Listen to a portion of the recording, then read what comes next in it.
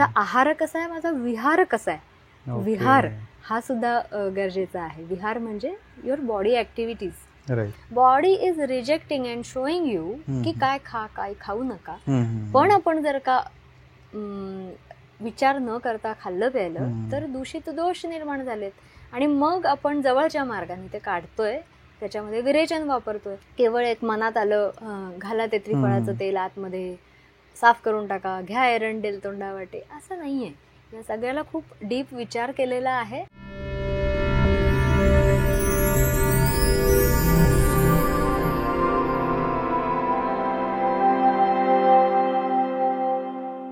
The Marathi पॉडकास्टच्या या पुढच्या एपिसोडमध्ये आपल्या सर्वांचं स्वागत आहे.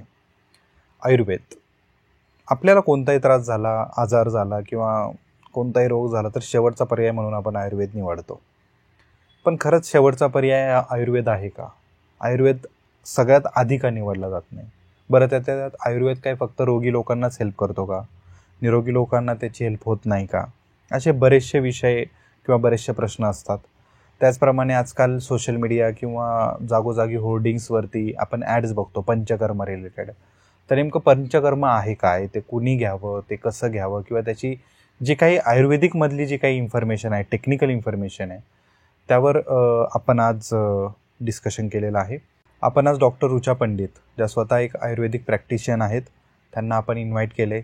या सगळ्या विषयांवर आपण आज त्यांच्याशी विस्तृतपणे चर्चा करणार आहोत. तर चला सुरुवात करूया. त्रिदोषांचा आपण जेव्हा विचार करतो तेव्हा इट्स लाईक अ ट्रायपॉड. 3 गोष्टी असल्यामुळे इम्बॅलन्स होणं सहज शक्य. ओके. ट्रँगल त्याची स्टेबिलिटी कमी असते, तुम्ही जॉमेट्रीच्या दृष्टीने पण बघू शकता. ट्रायपॉड आहे, त्याची स्टेबिलिटी कमी असते, पण तीच मजा आहे, तीच ट्रीट करण्याची मजा आहे. ओके. की ह्याचे परम्युटेशन, कॉम्बिनेशन प्रत्येकाच्या बॉडीमध्ये असतात, आणि ते कसे आहेत, किती पर्सेंटेजमध्ये आहेत, कशा रीतीने दोष स्वस्थ आहेत आणि जे दोष दूषित आहेत, त्या दूषित दोषांनी कोणाकोणाला दूषित केलेलं आहे पुढे जाऊन ते पाहणं, त्याचं परीक्षण करणं, आणि त्याची संप्राप्ती असा एक शब्द आलेला आहे आयुर्वेदामध्ये. संप्राप्ती म्हणजे काय? फिजिओलॉजिकल चेंजेस ज्याला आपण म्हणतो. की आता आपण परत पित्ताचं उदाहरण घेऊयात, की मला खूप पित्त होतं, माझं खूप डोकं दुखतं, झालं, स्टेटमेंट ओव्हर. पेशंट एवढंच सांगणार आहे, बरोबर. पण वैद्याचं काम काय आहे किंवा डॉक्टरचं काम काय आहे की डोकं दुखतं हे सिम्प्टोमॅटिकली घ्यायचं, एक पेन किलर द्यायची आणि ही कायम घेत राहा म्हणून सांगायची. का? वारंवार तीच गोष्ट पुन्हा दिसत आहे, तेच लक्षण वारंवार येत आहे. तर ह्याच्या मागे कोणत्या दोषाचा इम्बॅलन्स असेल, त्याची लाईफस्टाईल काय आहे, त्याचं वय काय, त्या माणसाचं रोग्याचं वय काय आहे, वयानुरूप त्याची अवस्था कोणती आहे, करेक्ट, त्याचं काम काय आहे, काय काम करतो तो माणूस. काही व्यवसायजन्य विकार असतात, बरोबर, व्यवसायातनं आलेले विकार असतात, एखाद्या माणसाचं कामच तसं असतं त्याच्यामुळे. तर या सगळ्या गोष्टींचा उहापोह करून त्या माणसाला तेवढं फ्री करून, तेवढं त्याच्याशी चर्चा करून मग नाडी परीक्षणाने त्याच्या शरीरामध्ये वात, पित्त किंवा कफ यातील कोणता दोष बिघडला आहे, 1 किंवा 2 किंवा 3ही, ते सुद्धा शक्य आहे.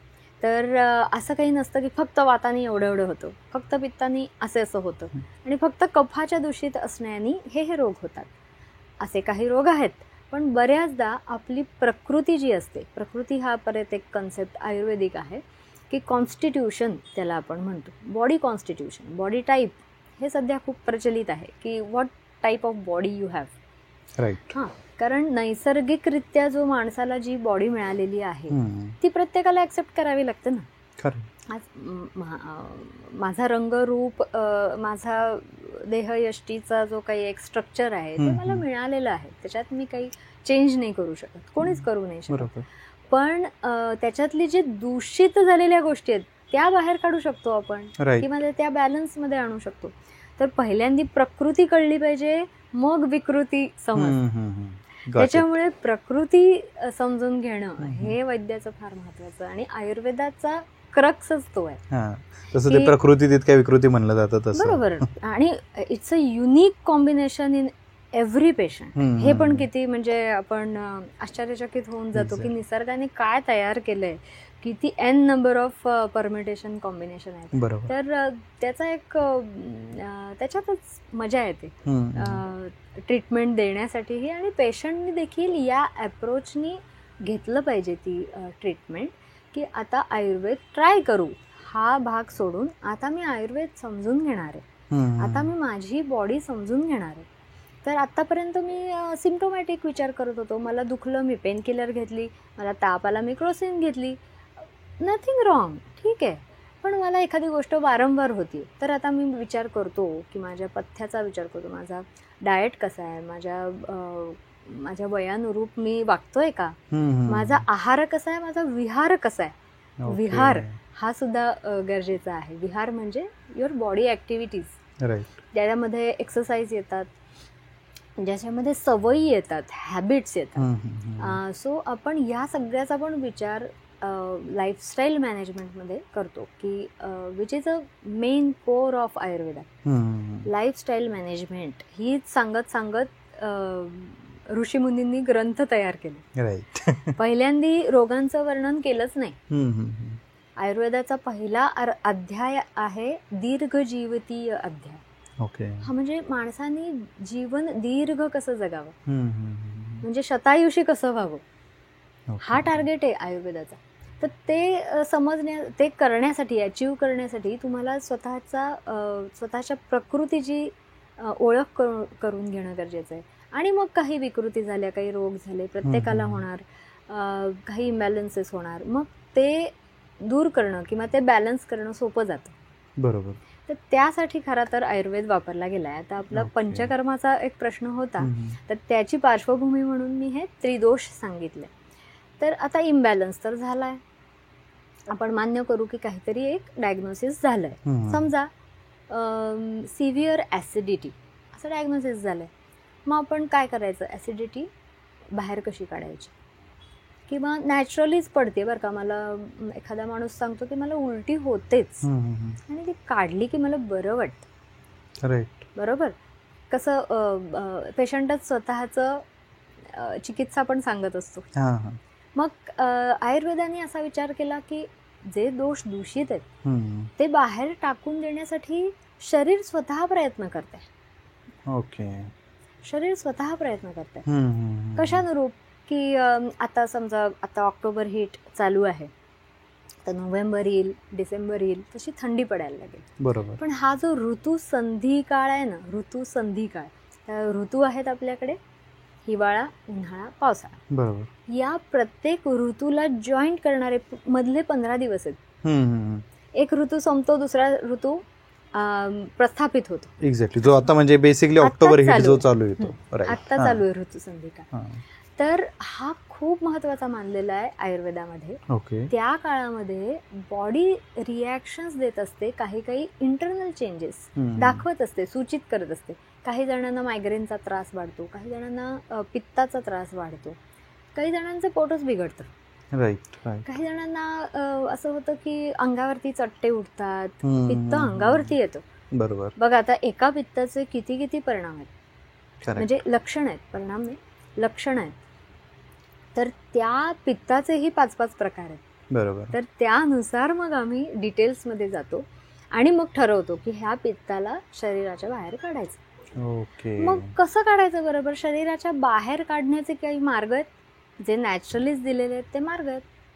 कोणते मार्ग आहेत, एक तर तोंडावाटे बाहेर काढायचं आहे, आणि एक इंटेस्टाईनचा शेवटचा पार्ट म्हणजे एनल पार्ट, म्हणजे ज्याला आपण गुदद्वारा वाटे बाहेर काढायचं. हे 2 एंड्स हे नैसर्गिकरित्या शरीर वापरून घेतच असतं. बरोबर. त्याच प्रोसेसला आपण जर का फॅसिलिटेट केलं, सपोर्ट केलं, काही औषधांनी, काही इझी नेस आणला, त्या दूषित दोष बाहेर टाकण्याच्या प्रक्रियेला जर का आपण इझीनेस आणला, त्यालाच म्हणतात पंचकर्म. करेक्ट. तर 5 कर्म आता आपण बघूयात की 5 कर्म कोणती.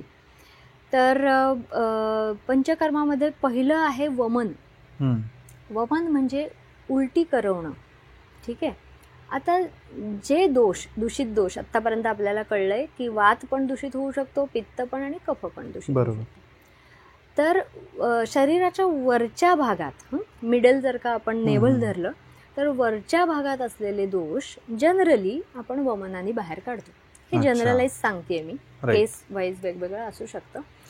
पण सोपा मार्ग आणि जवळचा मार्ग कोणता? तोंड आहे. आता पित्त तोंडानेच बाहेर पडतं. पेशंट स्वतःच सांगतोय, मला ना खूप असं चिकट चिकट पित्त पडतं किंवा कडू पडतं, आंबट पडतं, त्याच्यात प्रकार असतील, पण तो स्वतःच सांगतोय. मग आपण काही औषधी तुप प्यायला देतो. मगाशी म्हणल्यासारखं तुप काय करतात? मगाचा प्रश्नाचा अर्धवट राहिलं उत्तर की तुपच का, त्याच्यानंतर आपण बोललो नाही. तर तूप हे सिद्ध होऊ शकतं एखाद्या औषधीनी. बरोबर. तर औषधी युक्त जे तूप असतं ते शरीराच्या सिस्टीम्समध्ये जातं, ॲब्झॉर्ब होतं आणि पेरिफेरल भागापर्यंत नेलं जातं. This is central canal and this is peripheral. Right. So आपण जर का म्हणतो की माझ्या ना त्वचेवरती पित्त उठतंय, तिथपर्यंत पित्त गेलं कसं? बरं गेलं, कसं तरी गेलं, कारण त्याच्यात मार्गच आहेत जाण्याचे. तर आपण तिथून त्या मार्गातूनच जाऊन जर का औषधांनी त्या पित्ताला परत आणलं सेंट्रल कॅनालमध्ये आणि जवळच्या मार्गाने बाहेर काढलं तर नाही का चालणार? हा विचार आयुर्वेदाने केला, म्हणून करता वमनाची उपाययोजना केली. ओके. तर स्नेहन हा भाग जो सांगितलेला आहे, शरीराची तयारी करून घेण्यासाठी दोष बाहेर काढून टाकण्याच्या आधीची स्टेज म्हणून स्नेहन सांगितलेलं आहे. ओके. स्नेहन आणि स्वेदन म्हणजे आपण बघत होतो की एखादं भांड खराब झालंय तर त्याला आपल्याला स्वच्छ कसं करायचं. तर असं लक्षात घ्या की हे शरीर म्हणजे आपलं भांडच आहे एक प्रकारचं, बऱ्याच गोष्टी त्याच्यात बसवलेल्या आहेत. तर त्याच्यात जर का काही दूषित पदार्थ असतील तर ते बाहेर काढून टाकण्यासाठी ते कुठपर्यंत डीप गेलेले आहे ते बघावं लागेल. आणि जसं की आपण मगाशी म्हणलो, पेरिफेरल भागी गेलेले दूषित दोष हे सहजगत्या निघत नाहीत, कारण शरीराला त्याची सवय झालेली असते, त्याच्यामध्ये चिकटपणा असतो, इझिली बाहेर पडतील अशा टॉक्झिन्स नसतात ते. तर ते तयारी करण्यासाठी स्नेहन आणि स्वेदन ही पूर्व कर्म सांगितलेली आहेत की प्री ऑपरेटिव्ह. आता आपल्याला मेजर कर्म बघताना, पंचकर्मातली मेजर कर्म बघताना वमन ह्याचा आपण भाग बघत होतो. तर वमनाच्या द्वारे आपण दूषित पित्त आणि कफ बाहेर काढून टाकतो. बरोबर. तसंच दुसरं पंचकर्म आहे विरेचन. विरेचन म्हणजे दूषित पित्तच बाहेर काढायचं आहे, पण मध्यभागाच्या खालच्या भागात असलेलं दूषित पित्त हे जवळच्या मार्गाने, अर्थातच गुदद्वाराच्या वाटे आणि पर्गेटिव्स देऊन आपण बाहेर काढतो, की ज्याला आपण म्हणतो की आतडं स्वच्छ करायचंय. मेजरली आतडं स्वच्छ करायला मग आपण सोप वॉटर पण वापरू शकतो ना. सोप वॉटर वापरा किंवा भरपूर पाणी प्या, इतकं प्या की लूज मोशन्स होतील आणि गट टॉक्झिन्स वगैरे असेल ते निघून जातील. पण मग औषधाची योजना का? बरोबर. आपल्याला फिजिकल नुसती गोष्ट साफ नाही करायची. म्हणजे आपल्याला भांडं साफ करण्याचं जरी आपण उदाहरण घेतलं तरी भांडं हे निर्जीव आहे, पण आपलं भांडं मात्र सजीव आहे, कारण भांड्यामध्ये नंतर काही बदल नाही होणार आहेत. बरोबर. आपण भांड्याला खरवडून पण काढू शकतो, पण या भांड्याला आपण खरवडून नाही काढू शकत, स्क्रॅचेस नाही पडले पाहिजेत. तर हीच मजा आहे. It's like a mechanic who is working on a live engine और मशीन, लाईव्ह मशीन. गाडी बंद न करता ते सुधारायचं आहे, ही मजा आहे. त्यासाठी ज्या गोष्टी शरीरामध्ये आपोआप नॅचरली चाललेल्याच आहेत त्या गोष्टींचाच वापर करून घेतलेला आहे पंचकर्मामध्ये. विरेचन जसं की आपण म्हणलं की माइल्ड, मीडियम टू हाय असं लेवल आपण ठरवून घेतो की एखाद्या माणसाचा कोठा कसा आहे बाबा. आपण म्हणतो की काहींचा कोठा जडच आहे, आम्हाला ना 2-3 गोळ्या घेतल्या ना पोट साफ होण्याच्या तरी काही होत नाही, थोडंफार काहीतरी होतं. मग काही जण म्हणतात की छे अहो मला नुसतं दूध पिलं ना, नुसतं कच्चं दूध पिलं तरी मला पोट साफ होऊन जातं. काही जण म्हणतात की नाही तसं काही नाही, मी पनीर वगैरे खाऊ शकतो पण ते थोडंसं ते आंबवलेले पदार्थ झाले ना की मग माझं पोट दुखतं किंवा बिघडतं किंवा लूज मोशन्स होतात. म्हणजेच काय, बॉडी रिजेक्ट करते. Body is rejecting and showing you की काय खा, काय खाऊ नका. पण आपण जर का विचार न करता खाल्लं प्यायलं तर दूषित दोष निर्माण झालेत आणि मग आपण जवळच्या मार्गाने ते काढतोय, त्याच्यामध्ये विरेचन वापरतोय. आता क्रॉनिक पित्त आहे किंवा इंटेस्टाईनचे काही जुनाट आजार असतात, जसं की आपण म्हणतो अमिबियासिस आपण असं म्हणतो, किंवा हल्ली खूप प्रचलित असलेला IBS असा एक इरिटेबल बॉवल सिंड्रोम असा एक व्याधी आहे. तर ह्याला उत्तरं नाही आहेत ॲलोपॅथीमध्ये किंवा एक प्रस्थापित साध्या वैद्यकीय क्षेत्रामध्ये. एक मेंटेन करत राहायचंय, खाणं पिणं जरा हे करा, आणि नाही तर इन्फेक्शन खूप झालं तर अँटीबायोटिक्स घ्या, आणि मग काही प्रमाणात ते दोष सप्रेस होतात. काही प्रमाणात टेम्पररी सोल्युशन आहे, परमनंट असं काही नाही. टेम्पररी सोल्युशन अँटीबायोटिक्सने देऊ शकतो आपण, पण वारंवार करून करून त्याचा रेझिस्टन्स येतो. रेझिस्टन्स म्हणजे एखादी गोष्ट आधी लागू पडत होती, आता नाही पडत आहे, कारण बॉडीला त्याची सवय झाली किंवा त्याची इफेक्टिव्हिटी तेवढी आता बॉडीवर दिसत नाहीये. तर मग काय करायचं? तर मग त्यासाठी पण पंचकर्मातले आता आपण वमन विरेचन बघितलं. तिसरा भाग येतो बस्ती. बस्ती म्हणजे काय? बस्ती हा एक शब्द आहे जिथं आपण तेल, औषधी तेल किंवा काढे किंवा इतर काही कॉम्बिनेशन्स असतात की ज्याच्यामध्ये दूध, तुपाचा पण वापर केला जातो. औषधी फॉर्म्युलेशन्स वेगवेगळी की जी गटमध्ये ठेवायची आहेत आपल्याला. ओके, त्याला काही काळ गट्समध्ये ठेवायचंय. बस्ती म्हणजे तिथे प्रस्थापित करायचंय थोड्या वेळासाठी. तिथून ते औषधं ऍब्झॉर्ब होणार आहेत. तर बस्ती कुठे दिली जाते? इट्स लाईक एनिमा आपल्याला माहिती असतो की समजा एखाद्याला खूप कॉन्स्टिपेशन आहे, पोट साफ होत नाहीये, काही झालं तरी औषधं पण रिस्पॉन्ड करत नाहीत. डॉक्टर सांगतात की एकदा आपण एनिमा देऊ, तुम्हाला सोप वॉटर एनिमा देऊ, तुमचं लार्ज इंटेस्टाईन की जो खालचा भाग आहे तो साफ करून टाकू. झालं, क्लीन झालं. परत काही दिवसांनी तरी मला कॉन्स्टिपेशन होत आहे, मळभाग खूप कडक झालेला आहे, मला हार्ड स्टूल्स होत आहेत, नाही मला नाही होते ते. पुन्हा एकदा आपण सोप वॉटर एनिमाने साफ करू. पण त्याच्यातलं फिजिओलॉजी चेंज होत नाही. साफ करणं झालं, परत तेच झालं, भांडं साफ केलं, क्लिनिंग झाली पण सर्व्हिसिंग नाही झाली, असं. पण त्याच्यातली फिजिओलॉजी बदलली नाही, ऍब्झॉर्प्शनचा रेट नाही बदलला, शरीराची सवय नाही बदलली, ती बदलायची. त्याच्यासाठी मग आता आपण पंचकर्माचा वापर करतो. बस्तीच्या मध्ये आपण औषधी तेल, तूप आणि काढ्यांचा वापर करतो आणि त्याने लार्ज इंटेस्टाईन माणसाचं स्वच्छ केलं जातं. एक पहिली गोष्ट. काही औषधी त्याच्यातनं ॲब्झॉर्ब होतात, ब्लड स्ट्रीममध्ये जातात, त्या लिव्हरपर्यंत जातात. लिव्हरच्या थ्रू त्याचं ज्या अवयवापर्यंत त्याला पोचवायचं आहे तिथपर्यंत तो भाग, औषधी भाग पोचवला जातो. कारण ते ब्लड स्ट्रीममध्ये जातात, नंतर हार्टला जातात, हार्टच्या थ्रू परत सगळीकडे सर्क्युलेट होतात. So it's a different kind of drug administration, हे लक्षात घेतलं पाहिजे. नुसती साफसफाई नाही, तुमच्या फिजिओलॉजिकल चेंजेस, सेल्युलर लेवलला जे दूषित टॉक्झिन्स आहेत, जे वात, पित्त, कफाचे जे दूषित भाग सेल्समध्ये राहिलेले आहेत, तेच आपल्याला रिव्हर्स ऑस्मोसिसने काढायचे. Okay, got it. So this is a biophysics, very much scientific, आणि ही समजून घेण्याची गरज आहे आजच्या पिढीने. राईट, की आपण ज्याला सायंटिफिक म्हणतो, रिझनिंग आहे प्रत्येकाला. या केवळ एक मनात आलं, घाला ते त्रिफळाचं तेल आतमध्ये, साफ करून टाका, घ्या एरंडेल तोंडावाटे, असं नाही आहे. या सगळ्याला खूप डीप विचार केलेला आहे. आणि फिजिओलॉजी, आयुर्वेदिक फिजिओलॉजी एक वेगळी सांगितलेली आहे. त्याचा वापर करून दोष निर्हरणाचं काम पंचकर्मांद्वारे केलं जातं. तिसरा भाग आपण बघितला बस्ती हा. तर एनिमाचे खूप प्रकार आहेत आणि अर्धचिकित्सा अशी सांगितलेली आहे. अच्छा. बस्ती किंवा एनिमा, मेडिकेटेड एनिमा ही अर्धी चिकित्सा आहे असं सांगितलंय. ओके. खूप व्हरायटी ऑफ रोगांमध्ये ती वापरली जाते, खूप वेगवेगळ्या प्रकारे वापरली जाते.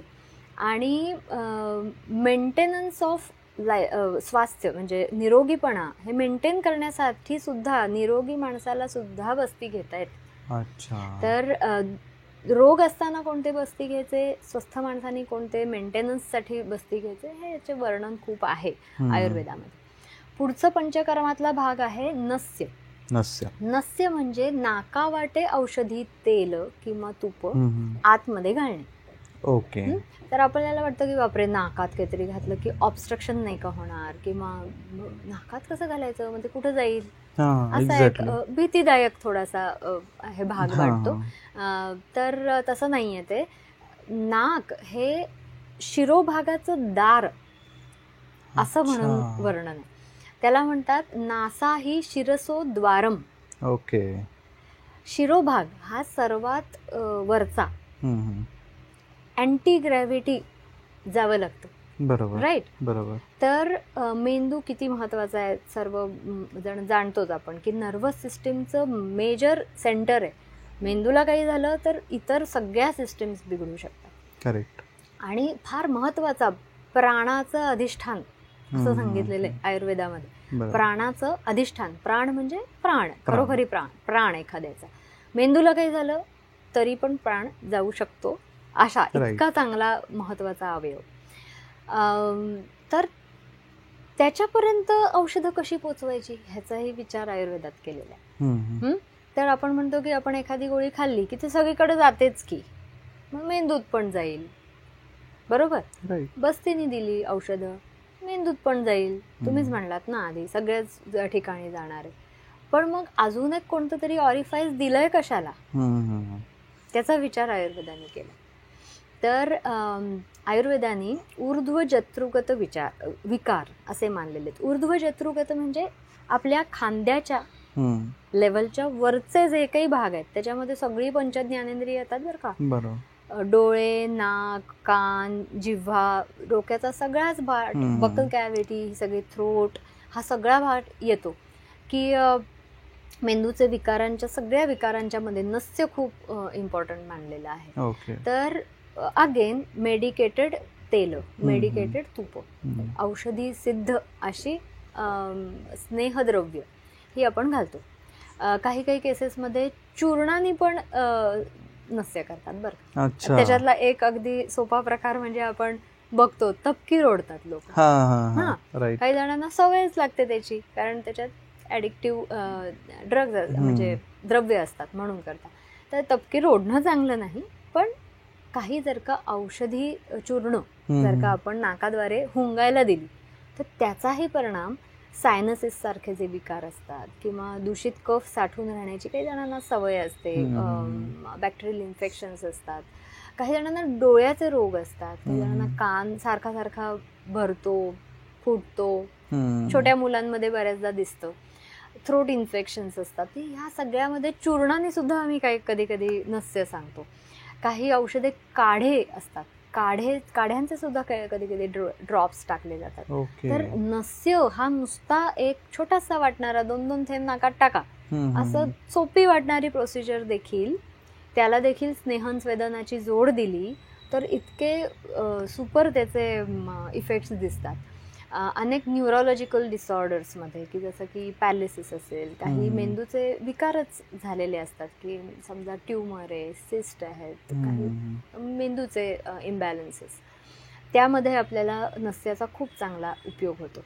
ओके. आणि परत आता इथे झालं रोगी दृष्ट्या.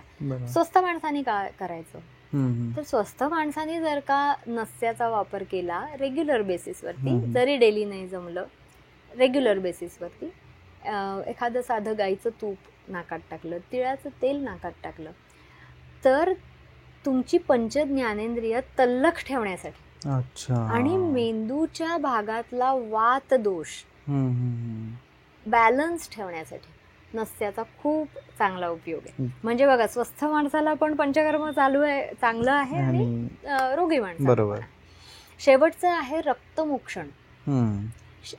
पंचकर्मातला शेवटचा पार्ट, 5वं जे प्रोसिजर आहे ती म्हणजे रक्तमोक्षण. आता नावातच आहे रक्त मोक्षण. मोक्षण म्हणजे बाहेर काढणे किंवा मोक्ष करणे, शरीरापासून मोक्ष करणे. म्हणजे मग काय रक्त बाहेर काढायचं, तर दूषित रक्त बाहेर काढायचं. अच्छा. तर आता आपल्याला वाटतं की पण रक्त तर सगळीकडे असतं, मग दूषितच कसं हा काढायचं? ते दूषित कसं तर होतं? त्याच्या काही पद्धती आहेत, रक्तमोक्षणाच्या काही पद्धती आहेत की रक्तमोक्षण जेव्हा दूषित रक्ताचेच विकार झालेले असतात, किंवा हे जे त्रिदोष आपण बघितले, वात पित्त कफानी रक्त दूषित झालंय. रक्त हा एक स्वतः धातू आहे. धातूंचं वर्णन आपलं अजून झालं नाही की सप्त धातू आहेत. रस, रक्त, मांस, मेद, अस्थि, मज्जा आणि शुक्र असे 7 धातू मानले. धातू म्हणजे काय? धारयती ते धातवहा, म्हणजे जे शरीराचं धारण करतात, ज्यामुळे सगळ्या सिस्टीम्स चालू राहतात. राईट. आणि धारण होतं त्याचं शरीराचं. एक जरी सिस्टीम कोलॅप्स झाली तर त्याच्यावरती आधारित पुढची सिस्टीम कोलॅप्स होते. असा कन्सेप्ट आहे आयुर्वेदामध्ये. आणि त्यामध्ये जर का रक्तदोष असतील, त्याच्याने स्किन इन्फेक्शन्स होऊ शकतात. स्किनचे काही जुनाट व्याधी असतात, जसं की सोरियासिस असतो, किंवा काही प्रकारांचे जुनाट एक्झिमा सारखे रोग असतात. रक्ताच्या दूषित होण्यामुळे काही जणांना लिव्हर रिलेटेड पण रोग असतात, पचन संस्थेचेही काही रोग असतात. तर या सगळ्याचं निर्हरण करण्यासाठी, किंवा एखाद्या ठिकाणी काही जणांना बघा ॲब्सेस होतात, गळवं होतात, ज्याला आपण म्हणतो की गळू झालं, त्याच्यामध्ये पस होतो, मग ते आपलं आपणच फुटतं आणि मग घाण सगळी बाहेर पडते. पण हे सगळं नॅचरली होतं की नाही? बरोबर. शरीरच सांगतंय की मला हे फोडायचंय आणि दूषित रक्त बाहेर काढायचं. मग तीच गोष्ट तुम्ही का नाही करत आहात? अँटीबायोटिक्स घेऊन किंवा कोणतेही सप्रेसंट्स घेऊन आपण त्याला बसवण्याचा प्रयत्न करतो एखाद्या ठिकाणी, पण ते बसत नाहीत. ते दोष कुठेतरी दुसरीकडे जाऊन काहीतरी वेगळा व्याधी उत्पन्न करतात. तर मग त्या ठिकाणाहूनच त्याला बाहेर काढलं तर रक्त मोक्षण, दूषित रक्ताचं मोक्षण करणं म्हणजे रक्तमोक्षण. त्याच्यासाठी एक खूप इंटरेस्टिंग गोष्ट आयुर्वेदात वापरलेली आहे, ती म्हणजे लीच थेरपी, जळू ज्याला आपण म्हणतो. तर त्याच्यात जळवा या आपण त्या दूषित पार्टला लावतो. की समजा एखाद्या ठिकाणी ॲब्सेस झालेला आहे, तर त्याच्या पेरिफेरल ह्याच्यामध्ये किंवा अगदी त्या ॲब्सेस वरती सुद्धा आपण जळू, त्याला रक्त ते आचूसन करतं, ओढून घेतं, शोषून घेतं.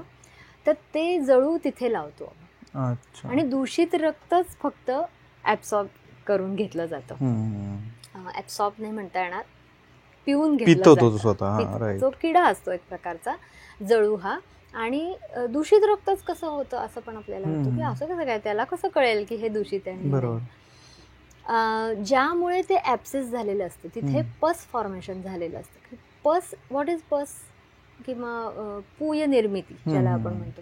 तर डेड सेल्स असतात त्या शरीरातल्या डेड सेल्स असतात, त्या तिथे साचून राहतात, कारण ते बाहेर काढून टाकायचंय. त्याच्यासाठीच ते शरीराने एका ठिकाणी आणलेलं असतं. तर त्यामध्ये काही प्रकारचे स्ट्रॉंग वास असतो. तर त्या वासाच्या अनुषंगाने ती जळू तेवढं तेच सेल्स ओढून घेते. त्याच प्रकारचं रक्त ती ओढून घेते, कारण त्या किड्याला तो सेन्स असतो की दिस इज न्यूट्रिशन फॉर जळू. त्याच्यासाठी ते खाणं आहे, त्याच्यामुळं त्याच्यासाठी ते काही हानिकारक नाही आहे. ते अजून तोच भाग सगळा काढून घेतो. तर ह्या टेक्नॉलॉजीचा, इट्स अ टेक्नॉलॉजी, वापर आयुर्वेदाने करून घेतलेला आहे. तर एक लीच थेरपी हा रक्तमोक्षणातला भाग झाला. आणि डायरेक्टली आपण ब्लड लेटिंग ज्याला म्हणतो, म्हणजे आपल्या रक्तवाहिन्या आहेत, व्हेन्समधून आपण काही प्रमाणामध्ये 70 ते 80 ml, काही केसेसमध्ये 100 ml पर्यंत आपण रक्त बाहेर काढू शकतो सुईद्वारे, किंवा स्काल्पेल आणि सलाईन सेट्स असतात तसे वापरून आपण काढू शकतो. ते कसे काढायचं, कुठल्या भागातनं काढायचं, कुठली जवळची रक्तवाहिनी धरायची, ह्याचं सगळ्याचं that is total different thing.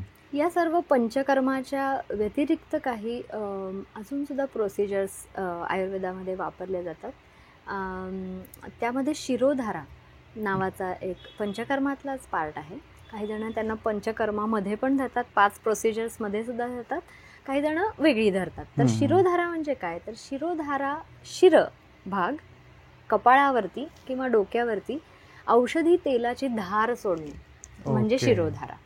तर आपल्याला वाटतं की ह्याच्याने काय होणार आहे, धार धरली, ठीक आहे, काय होणार आहे ह्याच्याने. तर शिरोधारा ही अनेक मेंदूच्या विकारांमध्ये, अनेक मानसिक विकारांमध्ये, स्ट्रेस इंड्युस्ड काही गोष्टी बिघडलेल्या असतात, स्ट्रेस इंड्युस्ड असतात. एखादा क्रॉनिक ॲसिडिटी आहे पण स्ट्रेस इंड्युस्ड असू शकते. हायपर टेन्शन आहे म्हणजे आपल्याला BP ज्याला आपण म्हणतो, ते स्ट्रेस इंड्युस्ड आहे. स्ट्रेस शरीरामध्ये साठून राहण्याची भाग कोणता आहे, तर ते सॉफ्ट ऑर्गन्स आहेत ना, तिथं जनरली स्ट्रेस साठून राहतो. आता हा थोडासा ॲलोपॅथिक पॉईंट ऑफ व्ह्यू वेगळा विषय ठरतो. आणि आयुर्वेदानी मन हे एक इंद्रिय मानले. आता तिथं मनाची एंट्री होते. आतापर्यंत झालं सगळं physical physical physical, okay, mental कुठे आहे, आता मेंटलची एंट्री होते. तर आता आपल्याला जसं की माहिती आहे की अनेक ठिकाणी आपण बघतो की नाही ते स्ट्रेस होता खूप, म्हणून ते लहान वयात बघा हार्ट अटॅकनी गेला.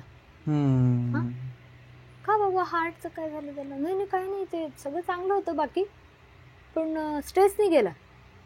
बरं, मग अजून काय, काही एखाद्याला नाही ते मेंदूतली ना रक्तवाहिनीच फुटली बघा, करेक्ट, मग पॅरालिसिस झाला, मग बेड रिडन झाला, मग इतर कॉम्प्लिकेशन्स झाली. किंवा अगदी टीन एजमध्ये किंवा अगदी ज्याला आपण यंग एज म्हणू, बिफोर 40s डायबिटीज डिटेक्ट होतोय. का होतोय, डायबिटीज हा डिसऑर्डर आहे, it's not a disease, disorder, this is a hormonal disorder. So insulin नावाचं हॉर्मोन सिक्रेट होत नाही आहे पॅनक्रियाजमधनं. का होत नाही आहे, सगळं तर चांगलं आहे, तुम्ही खाताय पिताय, नॉर्मल काम चालू आहे, पण का होत नाही आहे, स्ट्रेस लेवल्स वाढले. आपल्या आयुष्यामधल्या जी क्रिया आहेत आपल्या सगळ्या, त्या अगदी साध्या साध्या वाटणाऱ्या क्रिया, की रोज अप अँड डाऊन करायचंय बघा मला, कुठंतरी ऑफिस असेल, काहीतरी वर्कप्लेस असेल, रोज ड्रायव्हिंग करून जाणार, रोज येणार, स्ट्रेस जनरेट झाला. परत वर्क प्रेशर जे आहे ते तर स्ट्रेस इंड्यूस करतच असतं. काही मानसिक भाग त्याच्यामध्ये अंतर्भूत होतात. जशी शारीर प्रकृती असते ना, शरीराची प्रकृती असते, तशी मानस प्रकृती पण आयुर्वेदाने मानलेली आहे. तर आता या दोन्हीच्या कॉम्बिनेशन्सने होणारे रोग हे अजून अवघड झाले ट्रीट करायला. कारण त्याच्यात आपल्याला सायकिक ॲनालिसिस पण केलं पाहिजे आणि फिजिकल ॲनालिसिस पण केलं पाहिजे, आणि कशाचं कुठे कनेक्शन आहे. थायरॉइड डिटेक्ट होतोय खूप जणांना, TSH लेवल्स वाढत आहेत. का बरं वाढत आहेत, स्ट्रेस हे कारण आहे. सो आत्ताच्या सध्याच्या काळात तर आयुर्वेदाची देणगी असं आपण म्हणूयात. आयुर्वेद काय काम करू शकतो, स्ट्रेस मॅनेजमेंट किंवा स्ट्रेस रिलिव्हिंग प्रोसिजर्स या सर्वात जास्त पंचकर्मामध्ये आयुर्वेदामध्ये सांगितलेले आहेत. आपण म्हणतो ना, पूर्वीच्या काळी काय माणसांना सुबत्ता होती, कारण माणसांच्या अपेक्षाही तेवढ्याच होत्या ना. आज मला काहीतरी, मला जाऊन मला कार पाहिजे बाबा, मला हे पाहिजे ते पाहिजे, वाईट नाही आहे, पण त्या दृष्टीने आपण स्ट्रेस पण घेतोय, ते झालंच पाहिजे असं जेव्हा होतं, मिळालं नाही तरी चालेल असं नसतं, हे झालंच पाहिजे. एक्झॅक्टली. तर मग तो स्ट्रेस इंड्यूस होणार आहे. आणि तो रिलीव्ह करणाऱ्या काहीच गोष्टी नाही आहेत. आपण जे मिळेल ते अन्न खातोय आणि जे मिळेल ते खातोय, जे करेल ते खात नाहीये, जे मिळेल ते खातोय. करेक्ट. तर जे मिळेल ते अन्न खातोय, शरीराला सांगतोय हे तुझं न्यूट्रिशन आहे, सो मॅनेज विथ इट, चांगला परफॉर्मन्स दे आम्हाला. असं नाही ना, शरीर पेट्रोलची गाडी डिझेलवर चालून कशी चालेल, आणि डिझेलवरती किंवा रादर ज्याचं जे खाणंच नाहीये ते जर का आपण द्यायला लागलो, आता ती झाली lifestyle disorder. So lifestyle disorders आणि सायकोसोमॅटिक डिसऑर्डर्स ह्याच्यामध्ये तर आयुर्वेद इज लाईक वरदान असं आपण म्हणू शकतो. आणि सध्याच्या काळामध्ये या अप्रोचनी आयुर्वेदाकडे बघणं गरजेचं आहे, नुसतं औषधं म्हणून नाही. औषधं घेऊ नका, पण एखाद्या रोगाची जी मॅनेजमेंट असते, एखादा रोग मॅनेज करायचा असतो आपल्याला. खरोखरी काही गोष्टी आपण मान्य केल्या पाहिजेत की डायबेटीस रिव्हर्सल हे प्रत्येक माणसाला शक्य आहे का? अर्ली डिटेक्शनमध्ये शक्य आहे, नाही असं नाही, पण क्रॉनिसिटी झालेली आहे, एखाद्या रोग खूप क्रॉनिक झाला आहे, सो यू डोंट एक्सपेक्ट की सगळा रोग पूर्ण मुळापासून बरा होईल. पण मॅनेजमेंट तरी चांगली होईल का?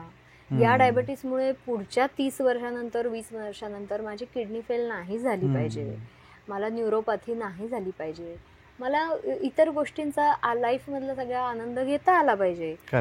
अशासाठी आपण काही मेंटेनन्स कोर्स करू शकतो का? राईट. तर करू शकतो. हे आयुर्वेदाकडे उत्तर आहे. आणि त्यातला एक भाग म्हणून वार्षिक शोधन क्रिया असं आम्ही सांगतो. वार्षिक शोधन क्रिया म्हणजे शुद्धीकरण शरीराचं आणि काही प्रमाणात स्ट्रेस रिलिव्हिंग प्रोसिजर्स, की ज्याच्यामध्ये मी शिरोधारा सांगितली, नस्य हे पण त्याच्यामध्ये येतं. तर या प्रोसिजर्स तुम्ही जर का वार्षिक एकदा करून घेतल्या तर it is like over oiling of your machine. Right. तुमची गाडी जास्त चांगला परफॉर्मन्स मायलेज देईल त्याच्यानंतर. तर टॉक्झिन्स रिमूव्हल, बॅलन्सिंग ऑफ त्रिदोषाज आणि अगेन थोडासा एक्सरसाइज आणि डाएटचा एक अवेअरनेस. फक्त अवेअरनेस म्हणजे आपल्याला जे पाहिजे ते खायचंच आहे, बरोबर, पण किती प्रमाणात, काही थोडेसे रिस्ट्रिक्शन्स असे जर का असले तर आपल्याला ही गाडी जास्त चांगल्या प्रकारे वापरता येईल लाईफ. आता म्हणजे पंचकर्माबद्दल माझा एक प्रश्न होता की कधी करावं. जसं तुम्ही म्हणला की निरोगी माणूसही करू शकतो, रोगीही करू शकतो, पण खरं जर करायचं म्हणलं तर आयडियल काही आहे का असं त्याचं? तर त्याच्यासाठी त्यांनी आयुर्वेदामध्ये स्पेसिफिक डायरेक्शन्स आहेत. ओके. स्वस्थ माणसाने केव्हा करावं? स्वस्थ माणसाने निरोगी असतानाच पंचकर्म करता येतं. पहिला हे मिथ आहे की जर का आजारी पडलं तरच पंचकर्म करायचं. एक्झॅक्टली. पंचकर्मातली 5ही प्रोसिजर्स, 5 ज्या प्रोसिजर्स, वमन, विरेचन, बस्ती, नस्य, रक्तमोक्षण आणि शिरोधारा एक आपण जास्तीची ॲडिशनल धरू, हे सगळं सगळ्यांना करावं लागतं का? नाही करावं. त्याच्यासाठी तुमचं प्रकृती परीक्षण, तुम्हाला आत्ता काही पॅटर्न्स असतात प्रत्येकाच्या बॉडीचे. माझ्या शरीरातनं, माझं शरीर हे वात प्रधान आहे, माझं शरीर हे वात प्रकृती दाखवणारं आहे. तुमचं शरीर हे कफ प्रधान आहे, पित्त आणि कफाचं कॉम्बिनेशन आहे, बरोबर. तर हे आधी जाणून घेतलं पाहिजे. मग over the period of 1 year जे ऋतू बदलतात ना, त्या ऋतूंनुसार पंचकर्म करायचं. तर आता कदाचित तुम्हाला वमनाची गरज नसेल, ते वैद्य ठरवेल.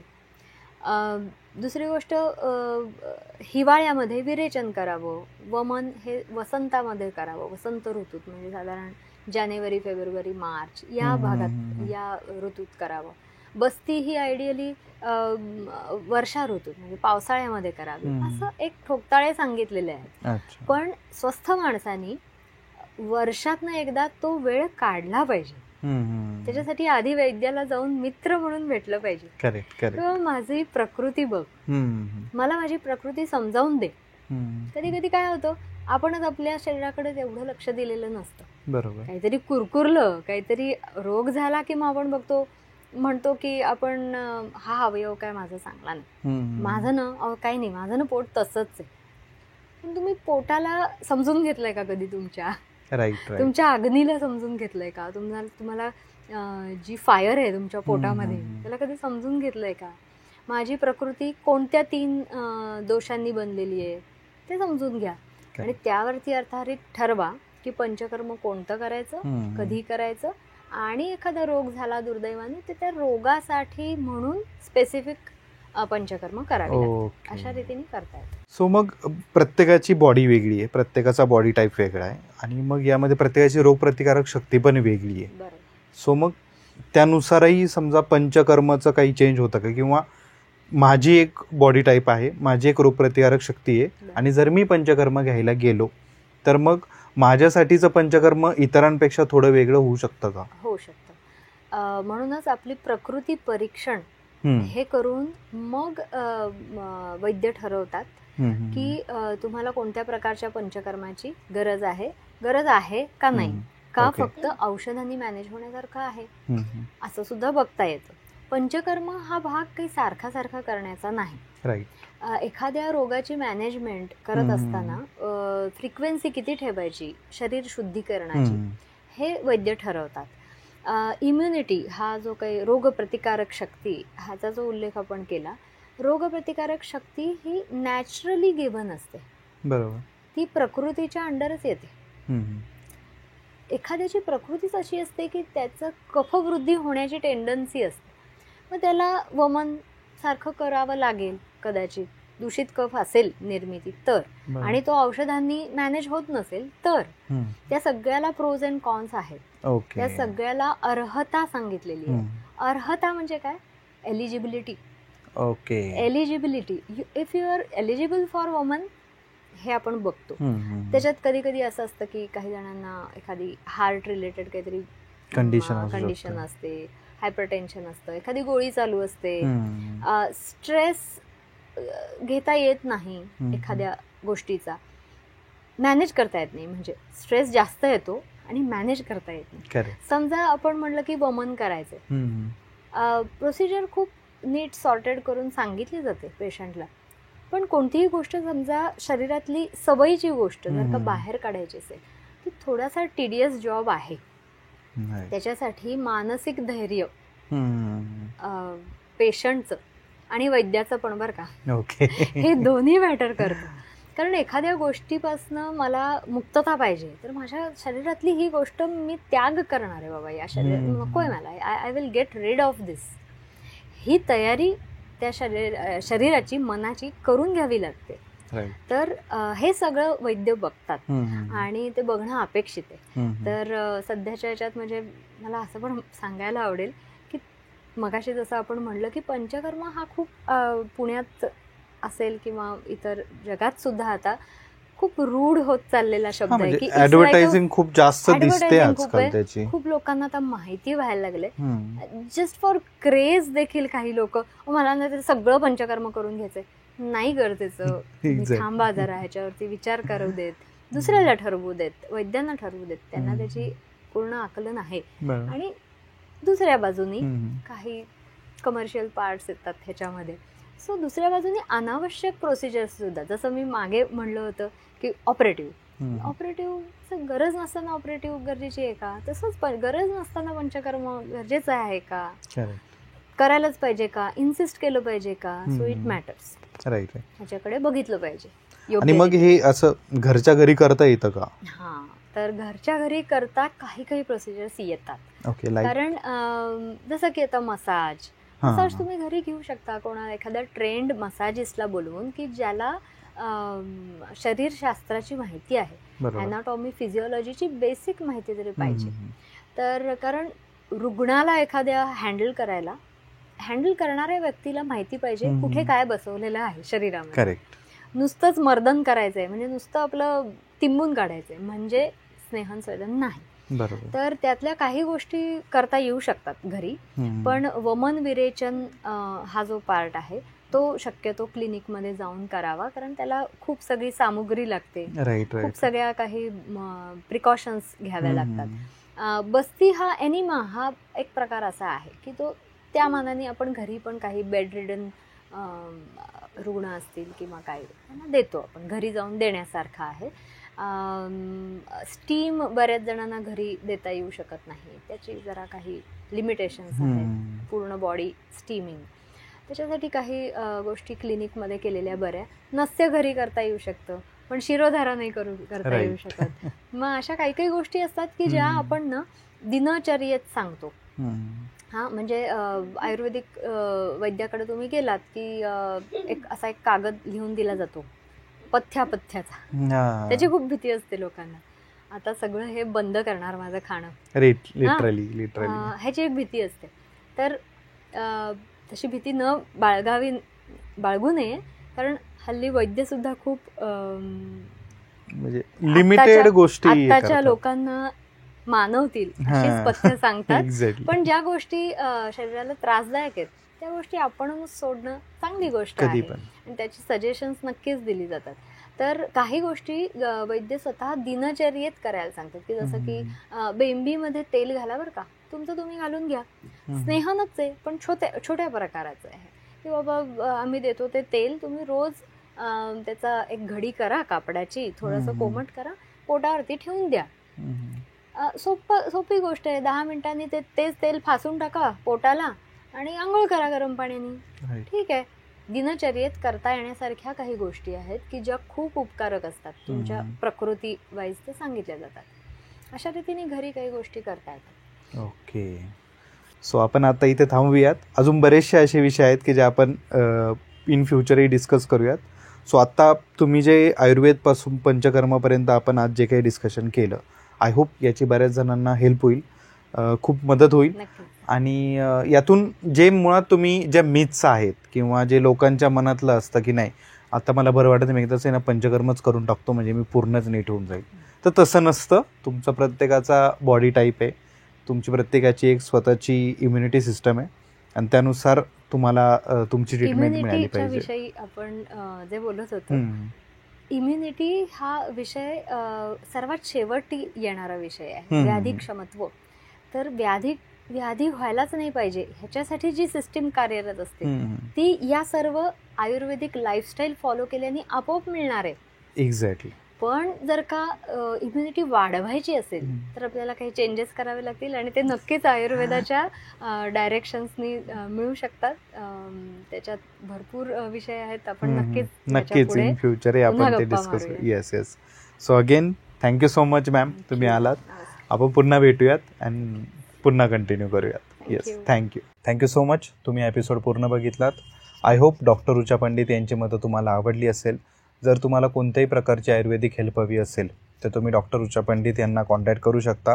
त्यांचे कॉन्टॅक्ट डिटेल्स आपण डिस्क्रिप्शनमध्ये मेन्शन केलेलेच आहेत. त्याचप्रमाणे आयुर्वेदिकमधले अजून असे कोणते विषय आहे की त्यावर तुम्हाला वाटतं की अजून चर्चा झाली पाहिजे, असे विषय आम्हाला कमेंट सेक्शनमध्ये नक्की कळवा.